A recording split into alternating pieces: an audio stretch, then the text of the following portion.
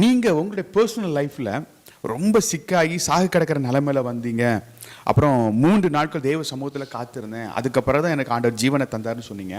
அது என்ன மாதிரி, எப்படி, அது என்ன வியாதியில் நீங்கள் அப்படி சிக்கிக்கிட்டீங்க?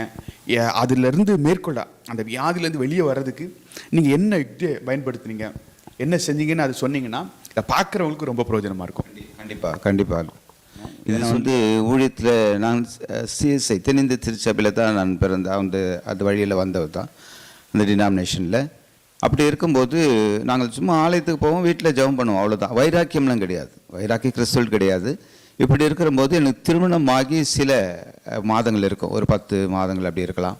அப்படி இருக்கும்போது நான் ஒரு மெடிக்கலில் ஒர்க் பண்ணும்போது திடீரென்று எனக்குள்ளே ஒரு கை கால் உளைச்சலாகி கீழே விழுந்தாச்சு. அப்புறம் எப்படியோ கொண்டு வந்து என்னை வீட்டில் சேர்த்துட்டாங்க. ஆனால் என்னன்னு பார்த்தாக்கா கொடிய ஒரு மஞ்சா காமாலை, ஜாண்டிஸ் அந்த கொடிய வியாதி வந்து எனக்கு வந்ததே எனக்கு தெரியாது.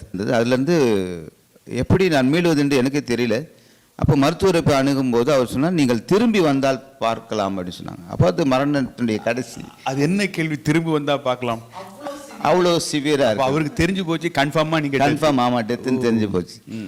அப்புறம் எனக்கு அந்த வார்த்தை வந்து நான் ஆட்டோவில் வரும்போது தான் யோசிச்சேன், என்ன அப்போ நம்ம மரண தருவாயில் இருக்கிறோம் அப்படின்னு சொல்லிட்டு வீட்டில் கூட இவங்ககிட்ட சொல்லலை.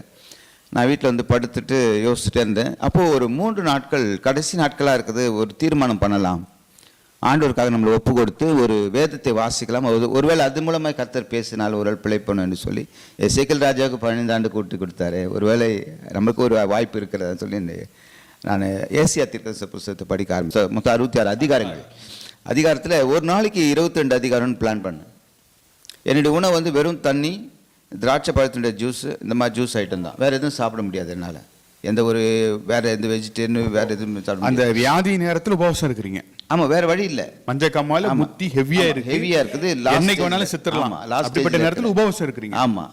அப்போது சரின்னு சொல்லிட்டு ஒரு தீர்மானம் பண்ணி ஒரு நாளைக்கு 22 அதிகாரம் படிக்கலான்னு படிக்க ஆரம்பித்தேன். படிக்க ஆரம்பிக்கும் போது 22ஆம் அதிகாரம் 2ஆம் நாளில் கர்த்தர் பேசுகிறார். ஏசியா 41:10 படி, பயப்படாதே திகையாதே, நான் உன்னோட கூட இருக்கேன், என்னுடைய நீதியின் வலது கரத்தை தாங்க. அந்த நீதியின் வலது கரம் தான் இன்றைக்கும் தாங்கி கொண்டு இருக்கு.